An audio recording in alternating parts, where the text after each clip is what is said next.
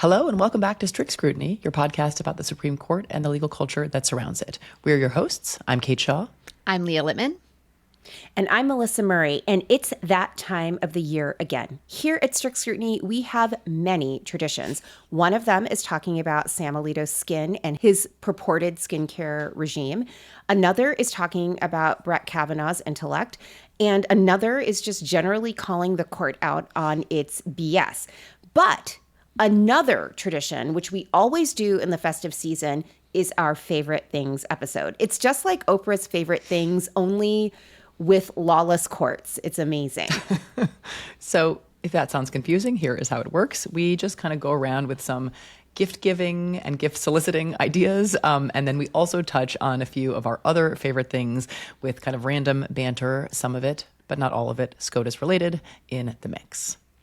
And today we are delighted to be joined by a special guest, someone who is usually behind the microphone / scenes, not in front of one. That's right. It is our fantastic intern, Jordan Thomas. Welcome to the show, Jordan. Thank you for having me. This is super cool. Love to finally be able to contribute in a way that's not just behind the scenes. This is really wonderful. Well, you've been contributing a lot behind the scenes. Jordan is truly the gift who keeps on giving. He's here because he's one of our favorite things. Exactly. He's literally one of our favorite things. Yes. So you can all follow along. The general categories that we talk about in the episode are something you want, something you need, something to wear, and something to read. Do want to note that this last category presumes you can read, Brett, so I'm not sure if we have any picture books to recommend. Just Pride Puppy. That is not on. I mean, maybe it should be. Maybe. It was maligned in the oral argument in Mahmoud, but it's a perfectly maligned. lovely book. Okay, we will then do a little bit of chit-chatting about the last year and the next one. And for our final segment, we're going to be joined by returning guest and friend of the show, Ellen Weintraub, a former commissioner on the Federal Election Commission. Because some of our favorite things are what? Separation of powers, agency independence, and campaign finance regulation. And our favorite things, our least favorite things are what the court is going to do to all of those ideas. Exactly. So let's start with something you want. I'll go first. Okay. This is something I have, but you all should want. The Cozy Earth Cuddle Bubble Blanket. It is surreal. It's like this waffle texture that's super soft. My dog and I fight over it. Like, seriously, Cozy Earth, if you're listening, Stevie should be a model for you. I have so many photos of her wrapped in this blanket. We are all obsessed. It's a little heavy. You haven't said this. It has almost a weighted quality to it. Right. No, that's part of the waffle thing that I meant to convey. Yeah. No, it's slightly heavier than your average blanket, but still soft. It's just excellent. And something else. So Jones Road, I know their most favorite or most famous product is the Miracle Balm. I love their tinted moisturizer. It's the only tinted moisturizer that feels more like moisturizer and less like foundation to me and isn't oily. And I just love it. So I'm also going to mention a couple of things that I have and that you might need. Okay, the first is an electric scooter. So think Vespa, but kind of off-brand. So there are now some Vespa competitors. And one of them is Aventura. And I don't mean to disparage it by calling it off-brand. It's just not Vespa's a pretty famous Italian company. So Aventura is an American company. They're making these electric scooters that look just like Vespas, if you kind of squint. But the basic outline is the same. It is fully electric. So there is a big square battery that you just bring into your house and plug into a wall. So you don't have to go to a separate charging station, and it's not a hybrid. It's purely electric. And the price point is for a scooter, way, way, way, way less than a Vespa. Some of them are under $2,000 or $3,000. And this is a baby motorcycle. This is a thing that will transport you all around New York City where I live.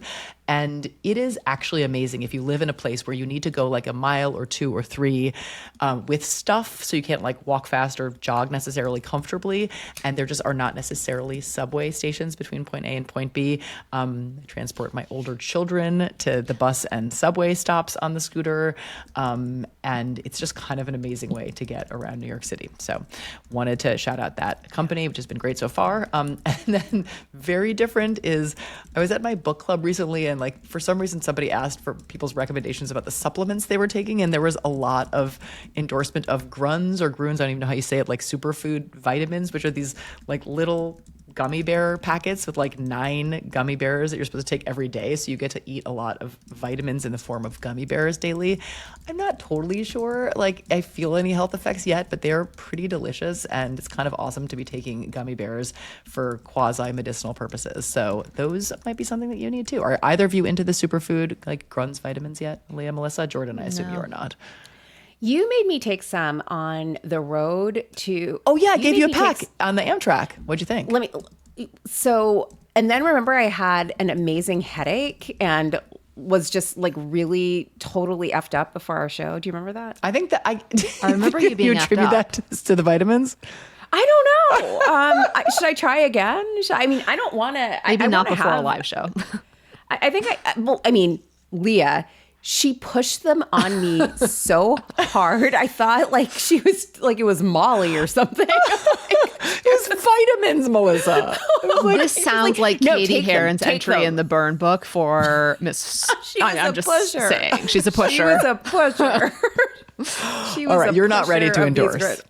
I share them with our listeners. I'm gonna try again. 2026. I'm gonna get my microbiome in check with your Grüns. I'm gonna get them. Yeah. Okay.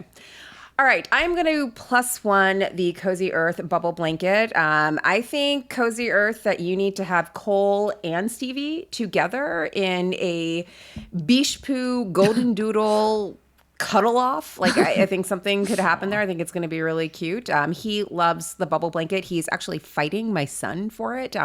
They go back and forth, and sometimes I see Cole kind of trying to drag it out of my son's room, but it's really heavy. So it's just very hard, but it's really cute to watch. Other things that I want, True Botanical skincare, love it all the time. I'm low-key sure that this is what is keeping Samuel Alito looking so fresh-faced, or maybe it's just hate. I like to think it's True Botanicals, but who knows? But here are some less expensive things. I think we should have a range of different price points here, and I know that True Botanicals can be kind of pricey. Something that I absolutely love that is very accessible, e.l.f. liquid camo blush. Like you can buy this at Amazon, you can buy it at CVS or Walgreens. It's a liquid blush and you just sort of tap, tap, tap it on your cheekbones and then blend. And it looks like a really sort of natural flush, like that you were just embarrassed. It's fantastic. Highly recommend. Is it my turn? It is your turn. Jordan. Yes, your turn. And you better bring it, Jordan. Well, something that I want, I think that Kate had the right idea with supplements. So I love to exercise. I'm constantly on the Peloton. And I recently started taking Vega protein. It tastes good. It mixes well with water and with milk. I can't recommend Vega protein enough. It's actually been great, and it's been fueling my workouts. On another front, I have very long hair. For those of you who are watching on YouTube or elsewhere, you can see I have a gigantic afro. So hair care is very important to me.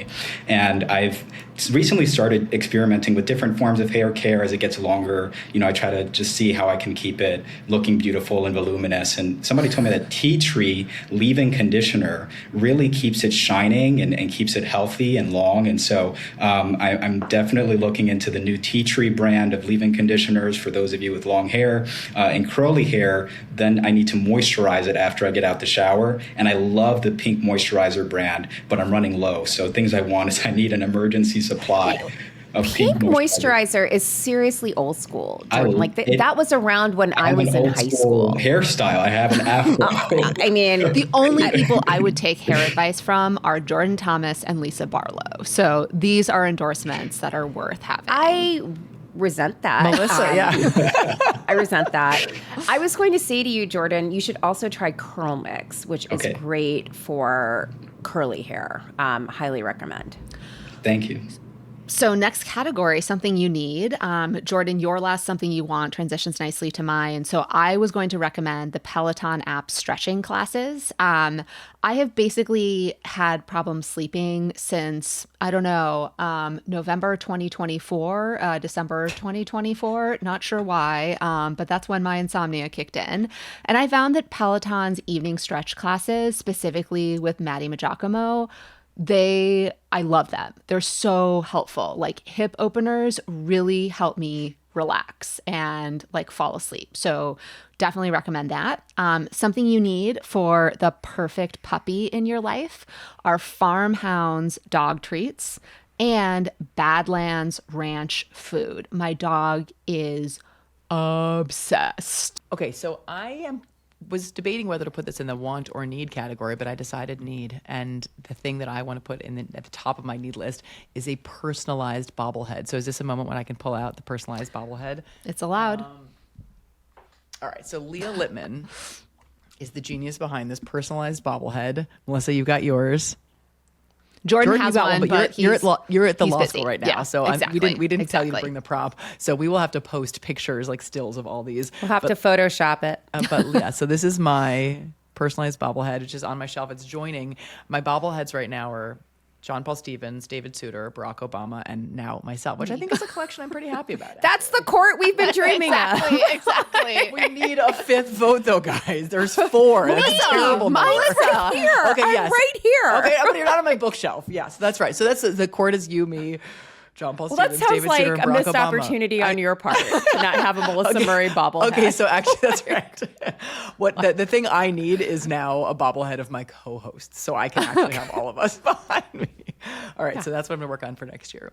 And actually, this is because I'm in the office, I don't usually record in this room, but since I am in here, I'm gonna show you something else I have, which is actually my husband last year. No, maybe 3 years ago, actually, for Christmas, got our whole family these little like action figure dolls made of ourselves, and it was like it was I think it was an artist, actually now it wasn't 3 years, probably 4 years ago, because it was like a kind of COVID creation. There was an artist, people found all kinds of crazy ways to try to make money when everything was shut down, and so this artist, who I think is no longer doing this, was like making these personalized action figures. It will go well with my bobblehead. So you can also try to find somebody making those. Okay, quickly, a couple of other things. Lily Allen tickets. We're going in New York. Leah, you're going to go in DC, right? Oh yeah, I'm going in DC. I thought I was going in DC with at least one of you who said I couldn't go to New York. I could go to DC, so I get tickets, and then it's like, oh no, I can go to New York after all. I said I couldn't go in DC. And then you buy them in front of me. Are you looking at me? I did do that. Yeah, that was you really did. savage. Luckily, you have friends so in DC who I know will take those tickets. I totally, honestly, Leah, I forgot I did that. I can only blame perimenopause. I just reminded you. Okay, you did. All right, last thing, and then I'm going to turn it over to Melissa. You need T-shirts made by Leah Littman, limited edition T-shirts like this one, Strict Scrutiny all along. Can you even, sorry, like my Oh yeah, camera's you in the can way. see it. Because Leah makes and sometimes gives out these T-shirts at live They're great. shows, like the ones we're going to be doing in California in March. So if you were already thinking about, or maybe even weren't thinking about, but should be thinking about getting tickets to one of our 2 live shows, one in San Francisco, one in Los Angeles, now you know there are potential T-shirt giveaways in the mix. So get those tickets. And I'm pretty sure I'm going to make just the tip ones. Oh, wow. That's pretty exciting. Reason enough. Okay. All right.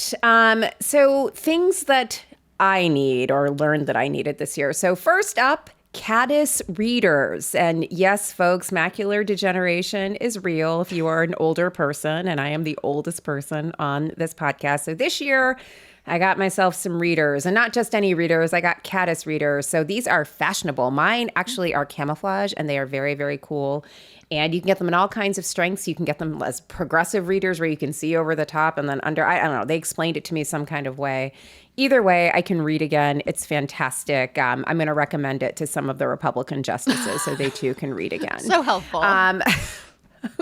So helpful. I'm just the gift that keeps on giving. In addition to those readers, I also love, and I brought a prop, Blackwing matte pencils. Like, I don't know about you, but when I start writing an article or whatnot, I like to actually write it down on paper, just the tip. And I love writing with these pencils. It just like, it's like a really soft lead, and it makes a really nice line. And like sometimes when I'm doodling, I just like doodle all over my little notes for myself. And I like doing it with a Blackwing matte pencil. They're really great, and they have a really cool eraser at the bottom. So highly recommend that. And then since November 2024, as Leah suggested, it's been really hard kind of dealing with things. So one way that I have been dealing, and I don't recommend this, But every now and again, I think it's nice to open a bottle of As Ever Rosé from my someday friend, the other MM, the Duchess of Sussex, Meghan Markle, and have a little glass, like a little tipple I'm of disappointed you As don't have a Ever prop Ro- to show us your open bottle. I actually do. We didn't even script that. Let me see that bottle. I would have actually I forgot. It's actually in the den. But it actually is surprisingly good wine that you can buy on the internet. Like not all wine you buy on the internet is great, but this is pretty good. I like it. Refreshing. All right, Jordan, over to you. I'll return back to the theme of tickets. So Lily Allen tickets are, I think, for those who are fans. I hopefully get a chance to see her. But I really like hard rock, and I know that that's a unusual genre for listeners of this podcast. But those of you who are sympathetic, Evanescence just announced a new tour with Spirit Box, and I absolutely love Evanescence. And why is he talking about Evanescence like this wasn't a band from the 1990s that not everybody we listens all to hard listen rock. to? Not everybody listens to hard rock. This I'm is not not sure I about would say age. This is Evanescence about. is hard This rock. wasn't. I don't know if that's hard rock. You didn't listen to the. I'm other- listening to the young person's genre. Okay. Evanescence. That's is because going on you tour. were reading in the 90s, Kate. Like Leah and I, I don't know that Evanescence is hard rock. Do you? What do you think, Leah? I say no, but I say no too. That's fair. And Jordan? That's fair. That's fair. I mean, Evanescence, to be fair, I think aside from Linkin Park is the most mainstream of hard rock bands. When you look at their streams on Spotify, it's basically Linkin Park and Evanescence. So I love that. They have, I just wonder if maybe the youth have gotten soft, Jordan. Like maybe that's what happened. Now it's hard rock, but it wasn't. Well, I think that they're adjacent to other bands that I was going to mention, like Sleep Token, Spirit Box, Bad Omens, Architects. Do you know any of these? Obviously, I do, Jordan. Anyway, all of these bands just released new music. They're all going on tour, continuing in 2026. Korn, also a band from the 90s, is going on tour in 2026. So for those of us who are fans of hard rock music, it's going to be an amazing year of concerts that have just been announced. And I need to get tickets for many of these. I don't know how many I'll actually be able to go to, but I'll try. Aside from that, I'm wearing right now these beautiful set of Sony headphones, and they work very well for me when I need noise canceling. But what I actually need is there are a pair of behind the head headphones called Marathon headphones that don't squish your hair. And so for those of you who have the same problem that I do, that you love to listen to music, you're listening to it 24/7, but you need something where you can just sort of wrap it around your head, good sound quality, and it's not going to mess up your do for the day. They're called Marathon, and I used to have this beautiful pair, and they broke. So I'm now studying for law school finals without my go-to headphones, and I desperately need a new pair of Marathon behind the neck headphones. Marathon, if you're listening to this, you can't buy this kind of publicity. I just want you to know. You can send those to the Yale Law School, 124 Wall Street, New Haven, Connecticut, 06511. Wait, is the brand Marathon, or that's a category of headphones? It's actually are they for running? Are they running headphones? No, it's or a brand. If you go in and you type in Marathon behind the head, behind the neck headphones, they'll pop right up. Strict Scrutiny is brought to you by Smalls. Hey, all you childless cat ladies, I love you ladies, and you love Strict Scrutiny, but you know what else you love? You love your cat, and you want the very best for your cat. So if you have a cat that's a kind of picky eater, guess what? I've got something for you. One of my friends has a cat, and the cat's getting older, having some stomach issues. And I was like, you know what? I'm going to do this cat a solid. I ordered my friend a sampler from Smalls, and guess what? Her cat loved it. He is gobbling it up like a kitten again. So if you've got a cat that's hard to please, a little picky, or just a cat that likes to eat, Smalls needs to be in your rotation. For a limited time, you can get 60% off your first order of Smalls, including free shipping, when you head to smalls.com/strict. Smalls cat food is protein-packed with great recipes that are made with preservative-free ingredients, the kinds of things that you would find in your fridge. And it's all delivered right to your door. That's why Cats.com named Smalls their best overall cat food. And starting with Smalls is easy. You just share info about your cat's diet, health, and food preferences, and Smalls puts together a personalized sampler for your cat. No more picking between random brands at the pet store. Smalls has the right food to satisfy your cat's cravings. Here's a review from a real Smalls customer. Elizabeth C. said, quote, "My cat was always so-so with her usual food, but she is very enthusiastic about Smalls. Her breath is much better and she poops much less frequently, and it doesn't smell disgusting like it used to." So when I go to the pet store to buy food for Cole the Biche Poo, I often linger over some of the cat food because, not gonna lie, some of the ingredients are a little questionable. That's not the case with Smalls. When I read the back of the Smalls packaging, I can recognize all of those ingredients. They're the kinds of things I might put in my own fridge, which is to say that Smalls is made with the kind of human grade ingredients that you would want to feed your cat. And now it's not just cat food. You can get all of your other cat favorites at Smalls, like amazing treats and snacks. You can just add them to your Smalls order. After switching to Smalls, 88% of cat owners reported overall health improvements. That is a big deal. The team at Smalls is so confident that your cat will love their products that they have allowed you to try it risk-free. That means you try it and they will refund you if your cat won't eat their food. So what are you waiting for? Give the cats in your life the food that they deserve. For a limited time, because you are an avid Strict Scrutiny listener, you can get 60% off your first order plus free shipping. Just head over to smalls.com/strict. One last time, that's 60% off your first order of Smalls plus free shipping when you head to smalls.com/strict. Thank you, Smalls. Meow. Strict Scrutiny is brought to you by Planned Parenthood.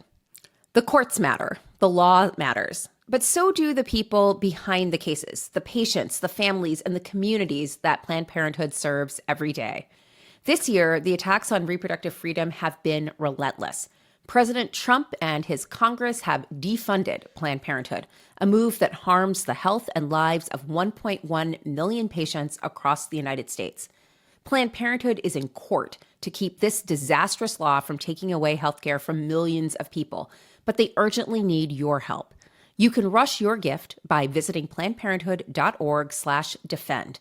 No matter the size, your donation makes a real difference, helping Planned Parenthood meet this moment and protect access to care when it matters most, right now. Don't wait. Donate today at plannedparenthood.org/defend. That's www.plannedparenthood.org/defend. So, something to wear.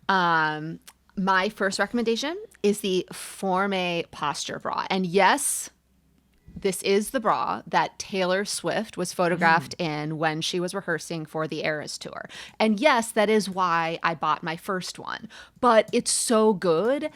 Like, it actually helps my back. That's why I bought the second one. Does it actually help posture? That's the one that's supposed to give you good posture, right? It helps posture, and seriously, like, it really does help back pain. Like, I love that thing.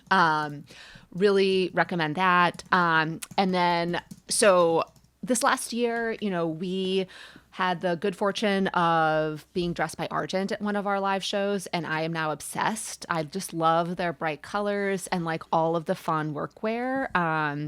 And yeah, it just like makes, I don't know, like work dressing a lot more fun than it ever was. I also still love the Real, the outlet, and also anything Melissa recommends I buy, I end up loving. She is my worst enabler, but her taste is unparalleled.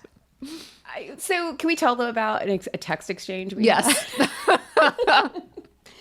So I got an email update that the Veronica Beard online store was having some kind of Cyber Monday sale where everything was marked down, some things like to 70% 80% off. Yeah. Crazy. And so I sent it to Leah, and I noted, FYI, the iconic scuba jacket, the scuba dicky jacket, is on sale and heavily discounted. And so Leah, I sent her the precise website for it, the URL. Leah clicks on it, and then a few minutes later, I see like the ... She's thinking, and she's like, "Which color should I buy, navy or black?" And so I said, "Both." I was just joking, but I think that I had to go wash dishes or something, and I think you bought them. Yeah, I did. Again, you're my worst enabler. I was just joking, though. Wait, have they arrived yet? You were just joking. They came, though, and you love them, right? I do. Yeah, they're going to go with everything. You're going to have them forever. Yeah. Yeah. All right. My turn? Yep. Your turn.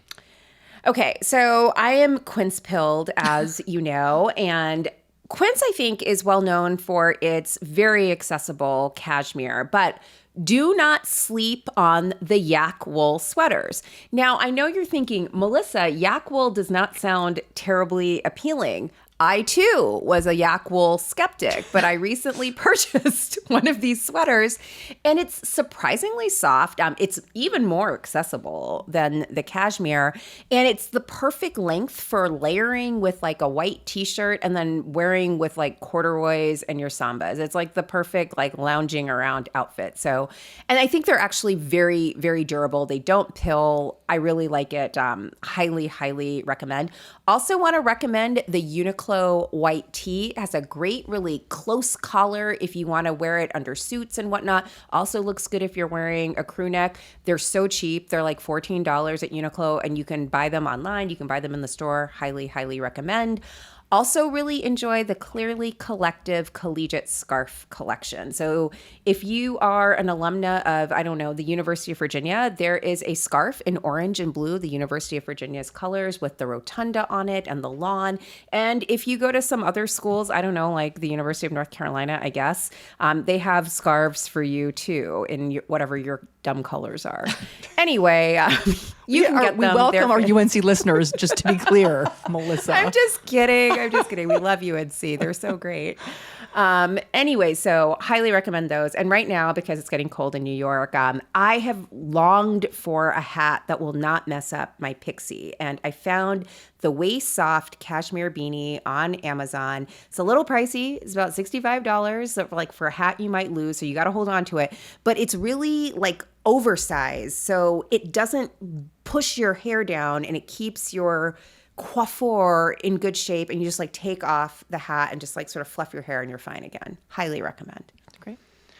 I need more like Melissa enabling kind of shopping in my life. I just don't. I almost never buy anything. I do say, text you things and you don't respond. Yes. Okay. Because don't stop doing it. I'm receptive. I just am sometimes indecisive. But I do think like just give me your credit card. The t-shirts I wear. My friend Isa is always saying that. Just let me just go shopping for you. But I would say half the shirts I wear on my body are like ones designed by Leah. It's just like they're great. So I will re-recommend Leah Littman t-shirts of the world. Our merch store on the website for the podcast, the Strict Scrutiny merch, now has at least 2 baby onesies in the collection. That is new. So and she loves wearing those too. I personally do not. And yet something to wear is in the general category we are in. And I have a tiny new baby nephew. I only hesitated because I was like, I think it was going to be, I'm buying him, or I've ordered him a couple of these, but I don't think his parents listen to my podcast. So I think it's fine. I'm not going to ruin the surprise. But if you have babies in your life, get some of our onesies. And then the last is, since we talked about Cozy Earth, which is the maker of that bubble blanket we were talking about, they also make really nice clothing. And I have a pair of their studio wide leg pants that are just like at home pajama kind of trouser pants that I often do also wear out of the house. And they are so soft and so comfortable, and I am completely obsessed with them. And this conversation is making me remember I've worn them so much they're getting a little frayed at the bottom. I should probably get another pair. I love them. You know where they're great for wearing? Where? To the airport. I wear them on the Amtrak. Stick I usually take the train, Sean but Duffy. No. Oh, but when you want to stick it to Sean Duffy, because they're also cute. They don't look cute. schlubby. They actually they are. They don't look schlubby, but they are. I don't think women they're are allowed to loungewear. wear pants in that world, though. That's that true. too. Yeah, it should be that's skirts true. and heels. Like you will be sticking it to him. You're in your loungewear, and your loungewear is pants, and you are a lady. Good point. Yeah. All right, Jordan, you're up. I'll double down on the Strict Scrutiny gear. It's basically all I wear these days. I'm wearing my beautiful Lawless hoodie right now and can never get enough of it. I also want Crooked gear. I was at Crooked Con, one of the highlights of the year for sure. But by the time that I went to try to get merch, they actually had closed the merch stand, which is very Jordan, unfortunate. We are going to fix this. We're going to hook you up with some gear. That's Thank good you. to know. Yeah. But I did see online, follow Crooked on Instagram and all your social media channels. And I saw that you can actually go go online and get some of the merch that was at Crooked Con. So if you, like me, missed your chance to get merch, something to wear is to go onto the Crooked site and look at their store. They have a very robust offering of items that I hope to get and to wear. Aside from Strict Scrutiny or Crooked gear, I need a new set of jeans. And I love dark wash jeans. I love the look of them. You can pair them with most types of outfits, and you can sort of wear them down, wear them up. And so I'm in the market for dark wash jeans, and I love this brand called Mavi Jeans. So something to wear. They have a nice dark wash style. They have a darker sort of off gray, black if you're into that, for the goth people amongst us, or if you're just looking for something to pair with a nice sort of top that needs a black bottom. Mavi jeans are amazing. They look great. They feel great. I need some Mavi jeans. Can I ask a question, Jordan? Yes. Is it Mavi, M-A-V-I? M-A-V-I, Mavi jeans. That's from the 90s, Jordan. Like, all of your picks are from the 90s. I love this. We're learning something important about you, Jordan. I'm an old soul.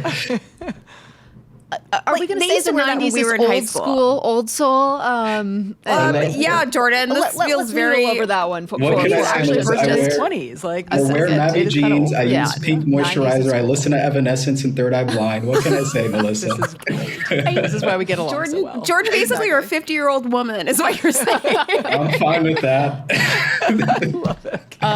Okay, so one quick addendum before on to something to read. I am wearing this cardigan that Melody got me for my birthday, and I'm obsessed. It's a secret cardigan because Taylor hasn't actually made a Reputation cardigan, but this is a Reputation cardigan, and I love it.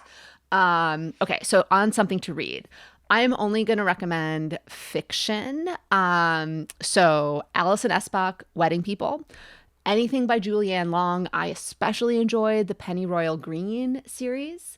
Lisa Kleypas, the Wallflower series was my favorite. I love Sarah McLean's These Summer Storms, V.E. Schwab's Bury My Bones in the Midnight Soil, Liz Moore, God of the Woods. All just fantastic books. You can get them all at bookshop.org and support your local independent bookstores. I also joined Book of the Month, which I really like. Just gift that keeps on giving. You get to select a different book every month from among their great recommendations. It's just super fun.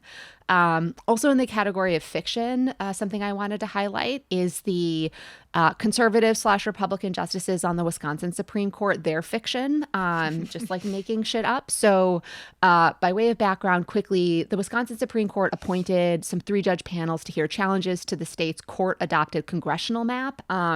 That sounds weird. Just let it slide. When the court was still conservative/Republican controlled, they adopted a congressional map. The procedural posture isn't worth getting into right now, but the court adopted the map and said it complied with the Constitution. Now some plaintiffs are challenging the map, which is an extreme partisan gerrymander. The map was drawn using the state legislature's extreme partisan gerrymander as a jumping off point. Anyways, several of the conservative justices on the court had an absolute fucking melty and got big mad when the Supreme Court appointed these panels to hear these challenges. And apparently they were so out of their minds, they hallucinated quotes from Supreme Court opinions. So Justice Ziegler, for example, quoted the United States Supreme Court opinion in Moore versus Harper in saying that state courts' role in congressional redistricting is, quote, exceedingly limited, end quote. That quote does not appear in Moore. And Justice Ziegler has since modified her opinion, but in ways that are nonsensical. So now her opinion says state courts' role in congressional redistricting is exceedingly limited and cites Moore, but it cites the passage in Moore that just says state courts may not transgress the ordinary bounds of judicial review in election cases, i.e. that they have a normal role. The opinion is laced with accusations. It, has many different sections, including a part titled A Pattern of Partisan Judicial Activism. Justice Rebecca Bradley also has a dissent. And since I love my girl, Rebecca Bradley had to read a line or two from it. Quote, I'll just go with the ending. The majority nevertheless entertains yet another kick at the redistricting cat. Unlike Schrodinger's cat, this one most assuredly has been dead for years. I dissent. End quote. Girl, this one did not work. You got to do a wolf, not a cat, right? She missed the memo. Their opinions, Not even in the right family. Exactly. Like, these opinions have big, like, we are infallible because we are final energy. Like, how dare you criticize us? But a challenge to this map could undo one of the worst Republican leading partisan gerrymanders in the country. So definitely a case to watch. Okay, I'm going to be a little shorter. No shade, Leah. That was great, but I don't have a lot of long quotes from unhinged state Supreme Court justices to read. As I said, fiction. Right. Okay, so nonfiction, I'm just going to do a little bit. I had hoped to be able to say on this pod, I finally finished reading Robert Caro's The Power Broker. No, you didn't. But I cannot say an untrue thing, and I am so close, and yet I am not done. So I really hope that by the time we get to 2026's favorite things, and hopefully well before I will be able to say I'm really done with it. But it's amazing. It's just so fucking long. But I'm inside of the finish line. Other kind of nonfiction books that stuck with me this year, Michael Lewis's Who is Government, the Elon Musk biography by Kate Conger and Ryan Mack called Character Limit was really, really good. John Witt's The Radical Fund, we had John on the show to talk about it. Those kind of really stuck with me from the last year. And just a couple of fiction books to recommend or re-recommend. Allegra Goodman's Isola, so beautiful. Lily King's Heart the Lover, which I've already recommended, Kaveh Akbar's Martyr, and Ben Shattuck's short story collection, The History of Sound. Every single short story in that collection, which is not my genre. Like, I am not a short story fan normally, but I absolutely adored these short stories. All right. Nonfiction, Tina Knowles's Matriarch. Loved it. I know everyone thinks it's just a little Destiny's Child confessional, but there's actually a lot of Black history. She talks a lot about her childhood growing up in Galveston in this very tightly knit Black community, her work in Houston, how she basically transformed her daughter into one of the world's biggest pop sensations. So yeah, like Miss Tina is doing all the things, and you should definitely get on that. I also loved Imani Perry's Black in Blues. Imani Perry is a former law professor. Now she's just a professor, not just a professor at Princeton, but she's left the law game. And she's just crushing it. She's one of the most formidable thinkers, I think, of our time. She wrote this fantastic book, South to America. This is the follow-up, Black in Blues, where she talks about the linkages between Blackness and the color blue. So there's a lot of meditation on the blues, obviously, but also Black blue, and what it means to have color in the absence of color. She's a wonderful writer, a serious thinker, and someone that should be on everyone's radar. Some of you know that my favorite author is Jane Austen, and so I really enjoyed Rebecca Romney's Jane Austen's bookshelf, which are like all the things that Jane Austen and her sister Cassandra used to read as they were exchanging letters, and she was basically being a petty bitch writing stuff about people in her village, and like that's my energy, and so I enjoy it. I enjoy Jane Austen. I love her petty vibe, and highly enjoyed this book. In terms of fiction, I think, Leah, you like this one too. I really enjoyed Taylor Jenkins Reid's Atmosphere, which is a book. I guess you might call it historical fiction because it takes place in the 1980s as the space program is sort of just getting off in terms of the shuttle program. And it's about a group of astronauts. You might like this, Jordan, since it takes place in the past. There's also Marie Bostic's The Book Club for Troublesome Women. I picked that up because I thought it was about our podcast, but it really wasn't. It was about something else, but I enjoyed it a lot. And then I also really want to recommend The Loneliness of Sonia and Sunny by Karen Desai. It was shortlisted for the Booker Prize. I personally think it should have won. I thought this was one of the best books of the year. So before we go to Jordan, Kate and Melissa, any other nonfiction books you especially enjoyed this year? Oh, geez, that was this year. Everyone. I mean, I thought that was obvious. I know, and Jordan actually gets the gold medal for wearing the sweatshirt. But Leah Lippman's Lawless is a book. How do you know we weren't seating just Jordan to talk about it? How do you know that? Maybe you pulled the trigger too soon. Probably Maybe you're giving it to the intern. Because he is an excellent hype man. I wanted to put you two on the spot and not him. Yes, but I think he probably would have done it organically. But yes, let's let Jordan go. Let's let Jordan go. All right, I'm not going to preempt him, but I will say I do co-sign the endorsement of Lawless that Jordan is about to make. Go ahead. Go, Jordan. I was actually going to lead with Lawless, so you two are off the hook. It's my top book of the year. We knew that. I just think it's really unique for the genre. It's so accessible. It's funny. It in many ways brought my mom and dad up to speed on what's happening at the courts. It's always wonderful when I could speak with them about what's going on. So Leah just did a phenomenal job with the book, and I think for those who love American Horror Story and the Barbie movie and want to mix up pop culture and law, which is this podcast, encapsulated in a book so perfectly, that's Lawless for you. So just wonderful, deserves a bestseller status that it's attained. Let's go. I just want to say, Leah, have a little faith. Like, we did coordinate. Oh, yeah, I'm sure. We did. I mean, I knew Jordan was going to say it. Look how he's I knew dressed. that. He's Look wearing. at what he's wearing. I was ready. Hello. I was ready. That's fair. That's fair. Okay. I accept your Honestly. critiques. Wait, but Jordan, you can leave You it there. are allowed to have other mic drop, but you are also welcome to endorse other things if you would like. All right. I will say that this book is premier amongst books, but I will give a few others. Another premier book, actually, I will say, husband of the pod, Chris Hayes, The Siren's Call, How Attention Became the World's Most Endangered Resource, is a phenomenal book. I think for people who are really into, the anxious generation and generally thinking about how digital media is really changing all sorts of social interaction and personal cognization. It's just a wonderful contribution to that genre. And he does a really great job of actually proposing solutions as well and weaving in the law. So just Chris Hayes, The Siren's Call, does it all. Another friend of the podcast, Bad Law by Elie Mystal, 10 Laws That Are Ruining America, sort of walks you through things like stand your ground laws, different gun laws in different states that are really contributing to inequality and injustice across the country, that I thought was very well done, especially if you like his other book, Allow Me to Retort, A Black Man's Interpretation of the Constitution. It's very much a follow-on to that, and it's very funny, as Elie tends to be.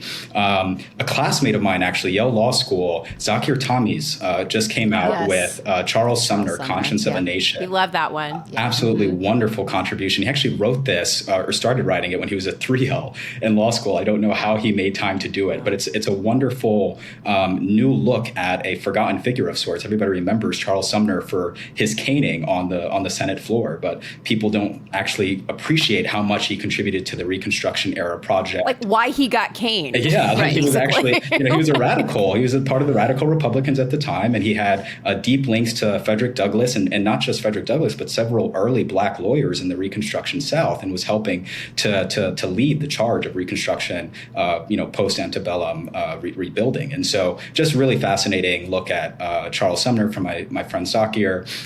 I'll also put out there a new book by Sonia Sotomayor. I think we don't give enough attention to her. We're talking about Anthony Kennedy's new memoir. We're talking about Amy Coney Barrett's new memoir. But I will say Justice Sotomayor just came out with a children's book. It's called Just Shine: How to Be Yourself, how to be great, I think is what it is. And it's really much in this sort of ilk of new children's books that she's put out in the past few years. She had one called Just Ask, Just Help. And so this one's called Just Shine, and it's dedicated to her mother. And it's really showing children how to explore differences amongst people, but also lean into themselves and to be brilliant, to be kind, to be empathetic. And I just think it's really wonderful. It's for her colleagues. It's wonderful, at a time when you have cases like Mahmoud v. Taylor that are, making it more difficult for children in schools to access books of sorts because of parental opt-outs. It's really sort of telling that one justice is make it easier for children to access books because she's writing them herself. So I just think it's wonderful.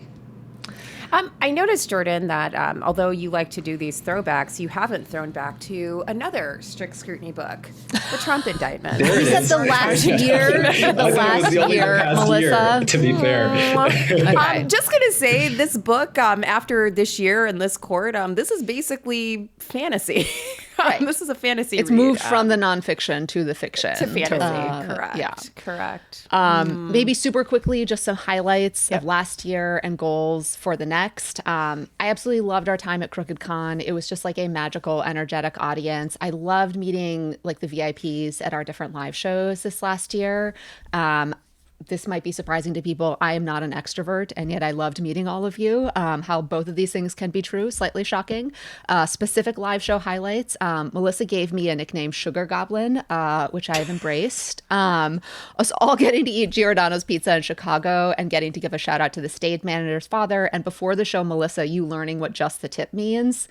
Will not forget that. The DC crowd cheering for Chevron deference, Judge Breyer making an appearance at our New York City live show. This is a highlight of the last few weeks. So guess what our producer, Melody Rowell's #1 song on her Spotify Wrapped was. You're never going to guess, so I'm just going to tell you. It's Tate McRae's Sports Car, and this makes me laugh so hard every time I remember it. She gave me permission to share it. It's okay. Melody, it's fine. I listen to Addison Rae's Fame is a Gun when I stretch. It's all good. One other highlight, completing the marathon swim about 1 year after the bike accident. That was a major highlight. Yay. Okay, my highlights. Really want to thank the folks at Argent for dressing us for our live shows. Thank you to Sally Christensen and Alex DeCapo Patel for making us look so put together, like an amazing rainbow of legal analysis. You were absolutely fantastic. We love that. Another thing I love, but I know Melody hates, is when Cole jingle bombs an episode. And if you don't know what that means, Cole has a little bell on his collar, and sometimes he just walks in and you can hear it. And Melody absolutely hates it, but we all kind of love it a little bit. I also enjoyed our backstage shenanigans. I'm not going to be shamed for not knowing what Just the Tip is. That was not a shame. We're all here to learn, and it's fine. I also really enjoyed meeting Jordan's parents and also Kate's parents. Kate's parents showed up in Chicago. And Jordan's parents, I will co-sign, are just unbelievably lovely people who we've now met at a couple of live shows and are just like angels who walk the earth, as far as I can tell. They really are wonderful, Jordan. They are lovely. Okay, I will briefly agree about the live shows. In DC, Leah mentioned cheering for Chevron. There was also at some point we shouted out the government workers in the crowd, and just this roar came up, and that was relatively early in this absolute dystopic nightmare that we were living through, but just like so much gratitude to the people who are sticking it out and trying to do the people's Some of work. whom were our students. Yeah. We had some former students. We did. And we also had a member of the DC audience who spilled some remarkable tea my gosh, afterwards. yes. So I'm still thinking about that as kind of a highlight from the last year. Also a highlight, the same week of Crooked Con, we had a pretty high impact election, including of New York City mayors, Zohran Mamdani, who will be inaugurated.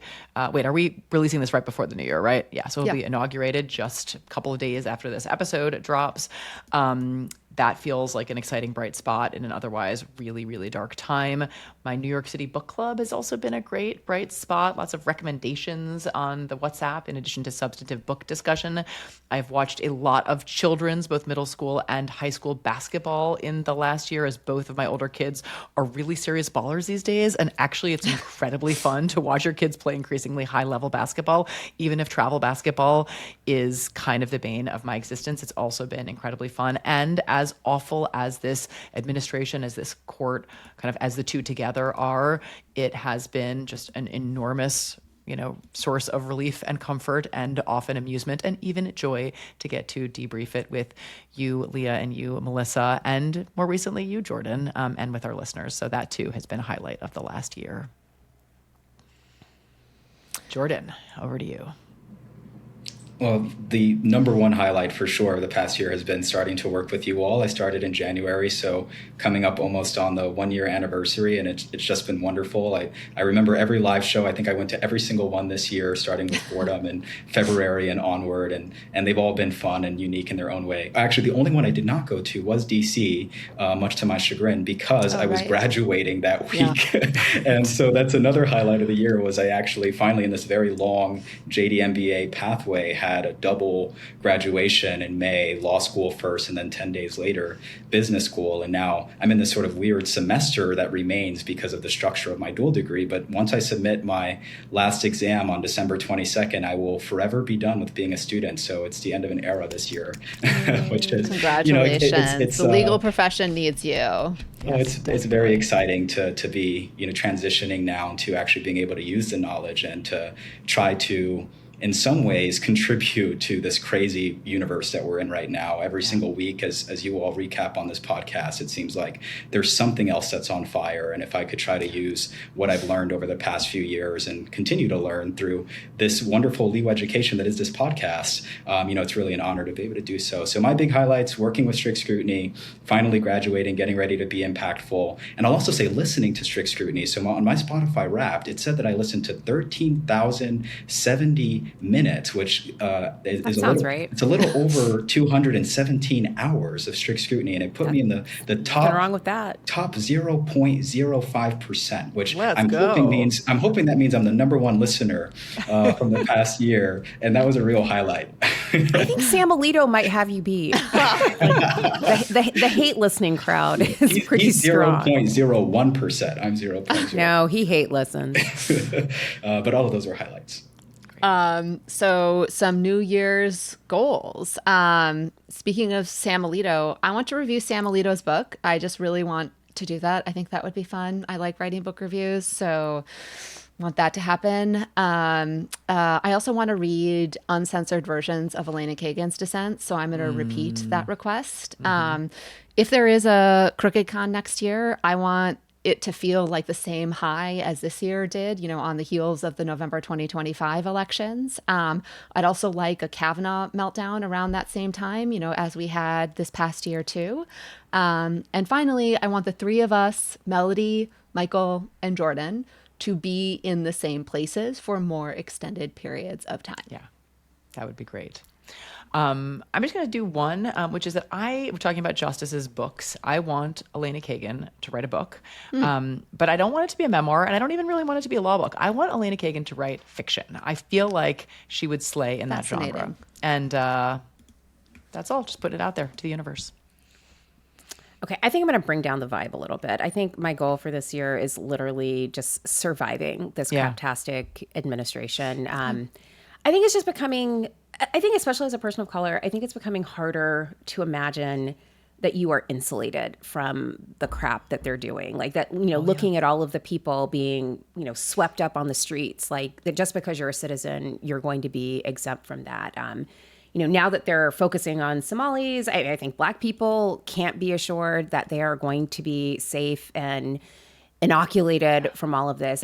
So I'm just saying that if you have friends in your lives who fall into these categories of people who are likely to be targeted or look like people who are likely to be targeted, I just think everyone ought to be aware that like it just feels really unsafe, and that lack of safety feels very uncertain. Sorry.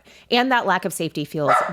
Aw. This is like Cole's like, I will protect you. If no one's coming for you, Cole. Protect me. I just think it feels really uncertain. And I just, I think the goal is to survive and to take care of each other and to resist this. Yeah. Yeah, in a similar register for me, just more resistance, more energy and passion around continuing to make our voices heard. I think that the chaos is the point, the exhaustion is the point. They want us to feel demoralized and to feel like there's nothing you can do in the face of what's happening every single day from ICE and the like. But I think that you look at the energy around the No Kings marches that took place this year, that was really exciting. More of that in 2026.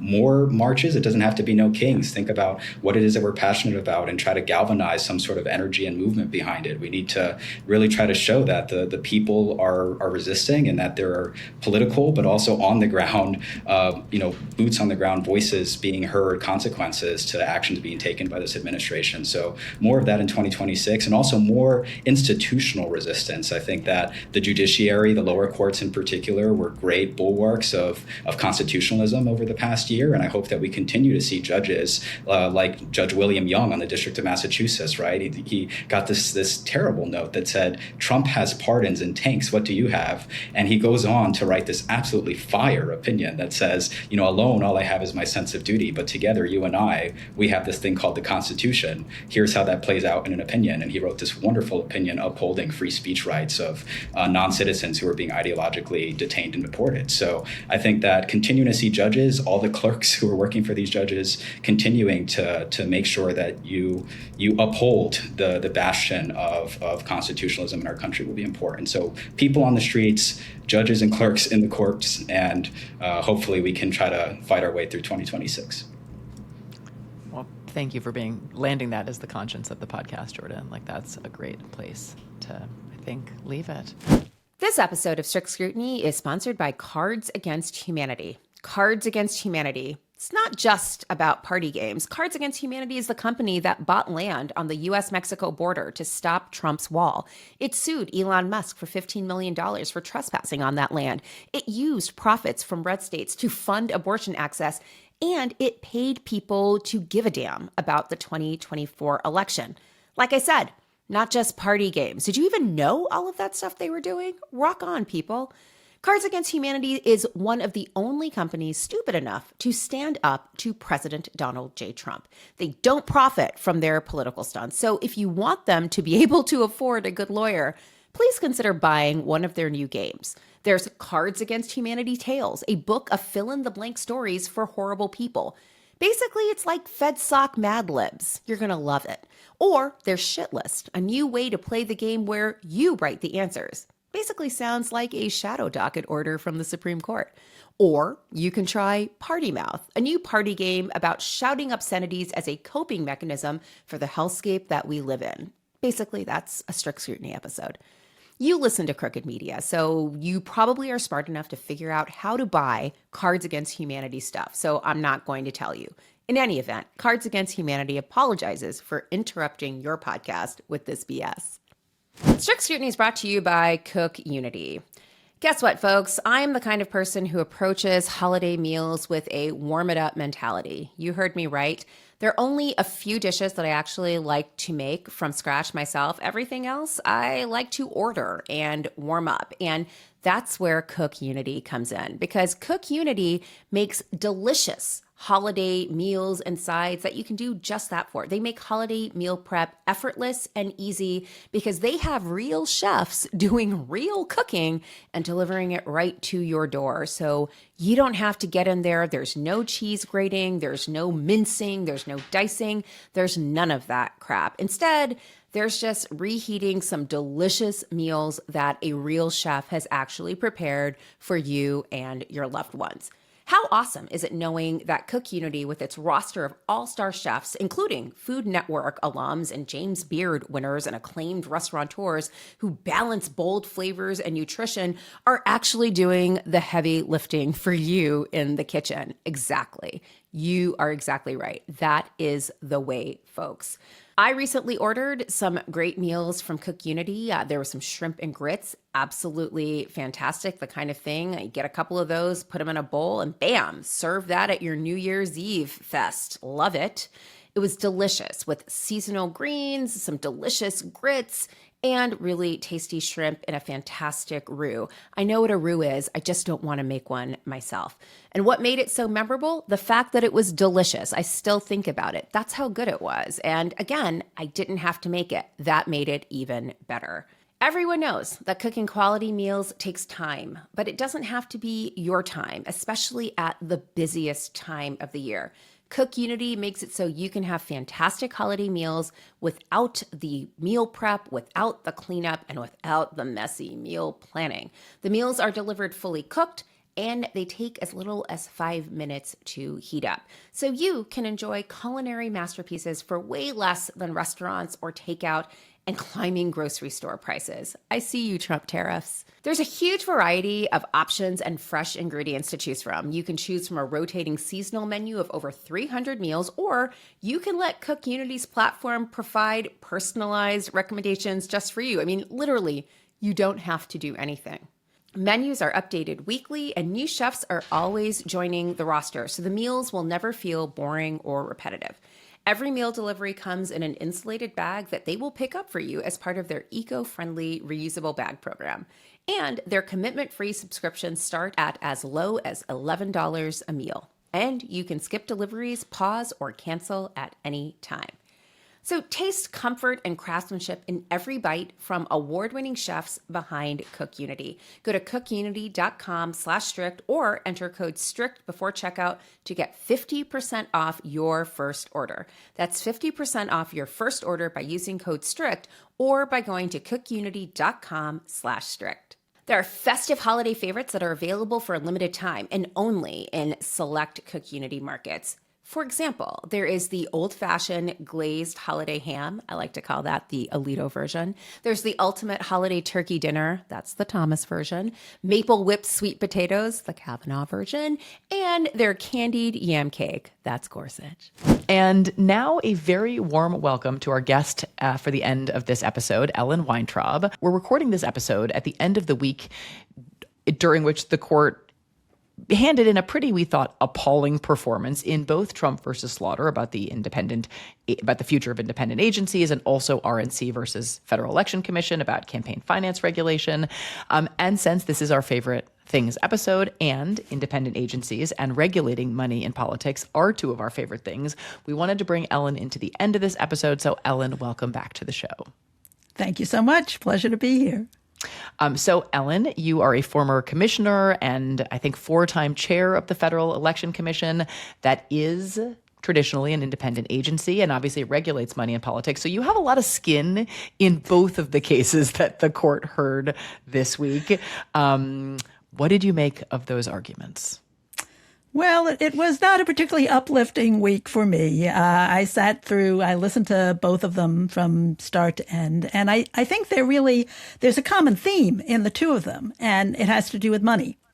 It's all about the power of big money in our government and in our society, and whether the government is going to take any steps to address that or to try and push back against that, the big power of big industries. You know, I know the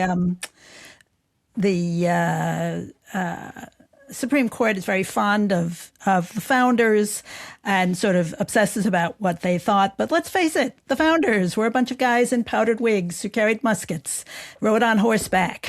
It's not surprising that they failed to anticipate the needs of a 21st century economy, and the need in particular for a cadre of experts in the government to have any kind of hope of pushback to protect the rights of citizens, consumers, employees against the unregulated power of billion-dollar businesses. I thought it was really interesting. There was a very interesting pair of quotes in the Slaughter argument where Justice Sotomayor, she wasn't pulling any punches. She just came right out and said, you're asking us to destroy the structure of government. And Justice Kavanaugh seemed to be very concerned about the notion that these agencies are exercising massive power over billion-dollar industries. Well, yes, that's kind of the point, right? We want to have an effective government so that somebody other than the billion-dollar industries and the billionaires behind the billion-dollar industries has a say and that their interests are represented. Well, that was actually a part of the oral argument that I thought was noticeably absent. They were talking in these really abstract terms about democracy, about administrative agencies being unaccountable to the people, that somehow Congress is not a democratic institution, but the president is. And no one is really sort of drilling down to the actual reasons why we have a Federal Trade Commission, the fact that it exists to prevent the consolidation of industries, of wealth, of monopoly power. And the very people who lined up to sit behind Donald Trump at his second inauguration are the very same people who stand to benefit from a hobbled or newly reconstituted FTC. And it was like no one would talk about that. And I think that was also absent from some of the media coverage, honestly. And I think, again, this lack of awareness of what's really going on out there was echoed in the NRSC opinion, where the justices, I'm sorry, I just don't think they know very much about how campaign finance really works. Because you don't have to apologize for saying that on this podcast. We agree. This is not the first time that I have heard them say, well, that's totally speculative. That would never happen, about things that are actually happening. You know, back in the Buckley decision, we had a clear statement from the court that said that individual contribution limits were necessary to deal with the reality or appearance of corruption inherent in a system permitting unlimited financial contributions. And we're pretty close to that system right now because the coordination rules are already just more whole than cheese, if you want to analogize it to Swiss cheese. And that is partially, I have to say, the fault of the FEC, which usually over my objection, had a number of decisions over the years that really opened the door to more and more interactions between the donors and the political committees and the candidates. But the notion that all of this money is going to be stockpiled and added up and then funneled back to the candidates, we have seen this exact thing happening as long ago as the 2016 election. And it was both sides, both the Clinton campaign and the Trump campaign had these massive joint fundraising committees where they were collecting contributions in increments of hundreds of thousands of dollars. And, if you wanted to really push it, you could get to $1 million or perhaps more from individual donors. All of this money supposedly legal because it went to individual accounts of the individual state committees. But what really happened was that it went into their accounts and then immediately bounced back to the National Committee to be used for the benefit of the presidential candidates on both sides. And we had a number of the state party committees who actually got dinged by the FEC. The larger problem was not addressed by the FEC, but they failed to report that they got these contributions and then sent them back to the national committees because they were in their bank account for such a short amount of time, they didn't even know they were there. So the notion that this kind of circumvention is not going to happen, that it's speculative or hypothetical, is completely untethered to reality. Well, that wasn't the only thing I would say this week that was pretty untethered to reality. There seemed to be a desire to dwell in the realm of abstraction, I would say, in both of these arguments, and either a kind of a bad faith, either failure to or just refusal to kind of acknowledge some of the on-the-ground dynamics. I think that was absolutely true in both of the cases. So let me ask, if I am not mistaken, Ellen, you, like Rebecca Slaughter, were fired by Donald Trump.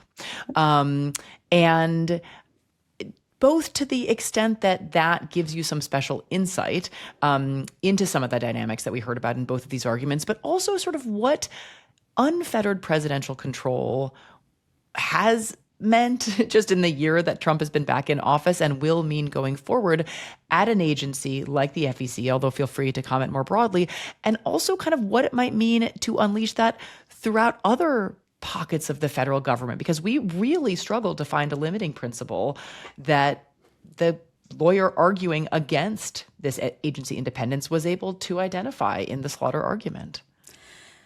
And I think that is very dangerous.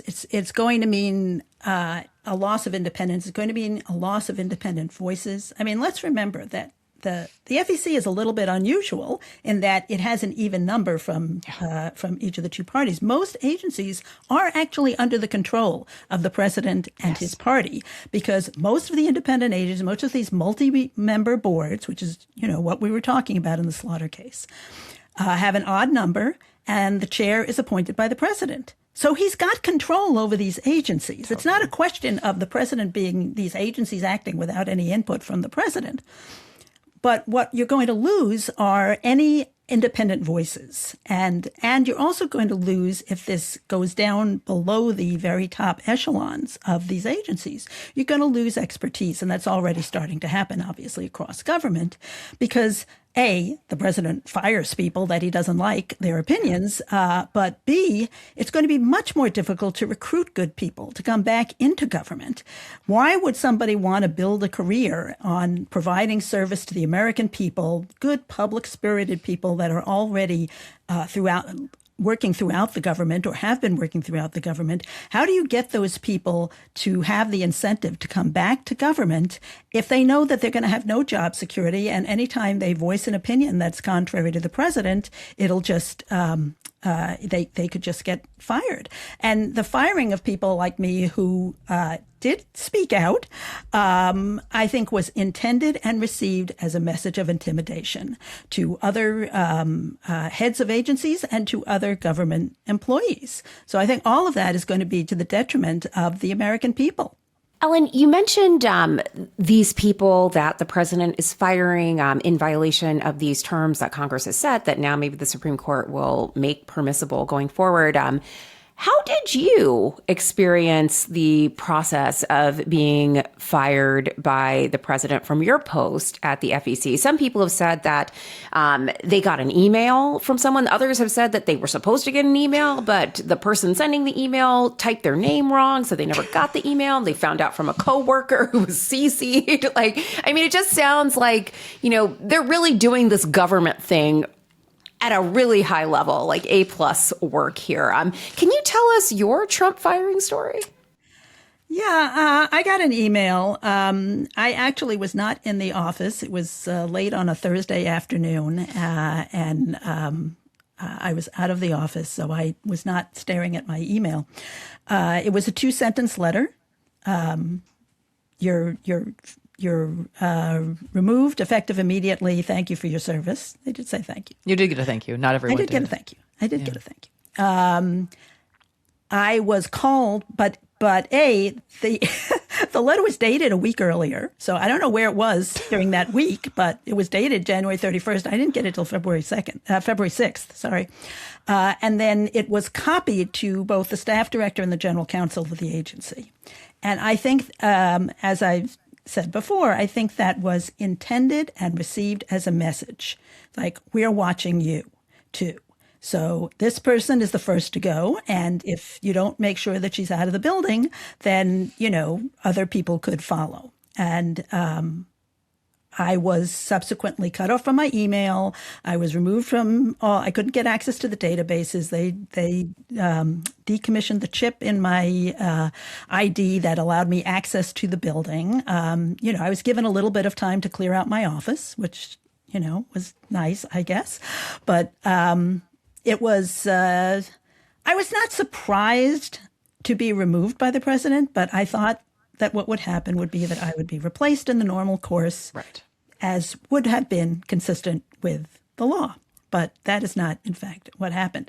And by the way, the other another ramification of all of these firings is that it's a death by decapitation of various agencies, including the FEC. The FEC is supposed to have 6 commissioners, 4 is a quorum, and now it's down to 2. All of the Republican commissioners left this year. 1 to join the administration, 1 to go into private practice, 1 to run for Congress.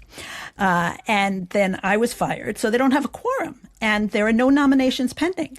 Yeah. So this is another way that the president fails in his constitutional duty to take care that the laws be faithfully executed. That's the sentence that the originalists don't quote quite so often, also from the Constitution. But Congress set up this agency. They set it up in particular as a bipartisan body.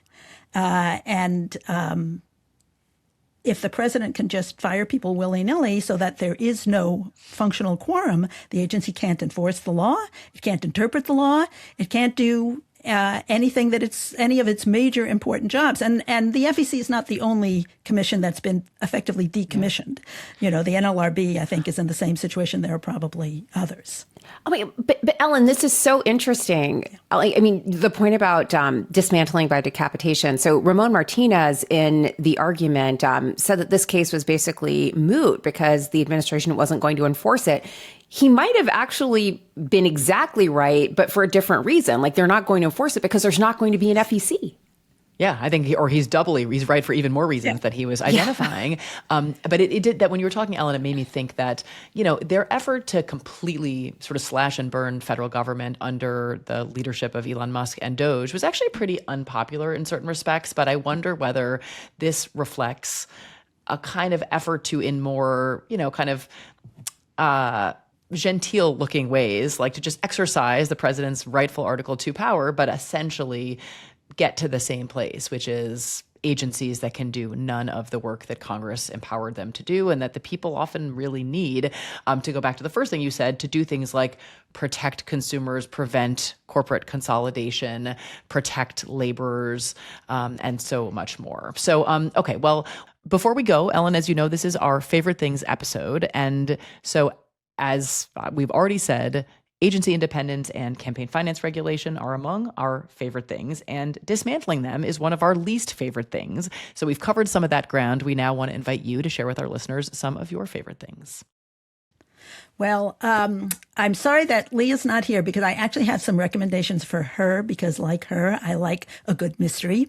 Oh, good. She'll listen. Don't worry. So for Leah, some of the series that I've been listening to or reading that have given me a little bit of joy this year are the Veronica Speedwell series from Deanna Rayburn, which is just very diverting, shall we say. An Australian series by an author named Benjamin Stevenson that starts off with a book called Everyone in My Family Has Killed Someone. And it is a good quite title. zany. It's funny. It's as I said, diverting. I'm reading the latest Louise Penny, The Black Wolf. She's always wonderful. And then on a more serious note, I listened to the audio version of Judi Dench's memoir, Shakespeare, The Man Who Pays the Rent, which I found, just wonderful and lovely for Shakespeare lovers out there. This is Happiness by Neil Williams, set in a little Irish town, very transporting. Anything by Amor Towles and Elizabeth Strout, I would recommend. And I also recommend getting out into the fresh air. I did some travel this year, saw animals, went on a safari with my daughter, and that was really special. Does Judi Dench read her own memoir?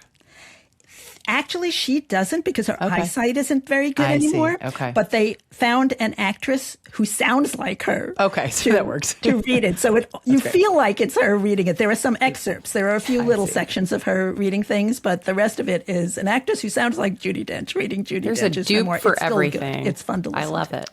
Great. All right. Well, Ellen Weintraub, thank you so much. It's always great to spend some time with you. Happy holidays. Happy holidays. Stay Do you wanna strong, be well.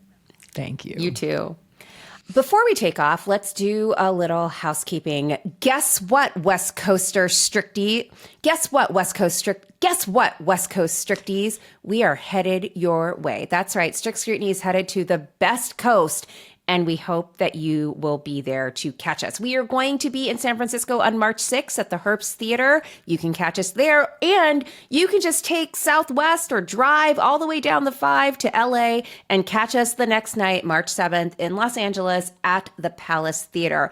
Both nights are going to be absolutely fantastic. We are going to do what we always do, which is to say, we are going to get you up to speed on this court. There may be a little bit of dragging. Who is to say? It's all going to be We have amazing. games. We almost always do games at live shows. They're Always often pretty games, epic. like games. We're going to be cocktails. impeccably dressed, I think. Well, Melissa will be. Leah, Well, I too. mean, I'm I think Argent's We will going to see. be dressing us. And if Argent won't dress us, we're going to wear our pajamas because we're getting on planes. And we want Sean Duffy to know that he can't tell us what to do. So there you are. We might just do the whole show in our pajamas just because we're not dressing up because you say so, Secretary Lumberjack. Anyway.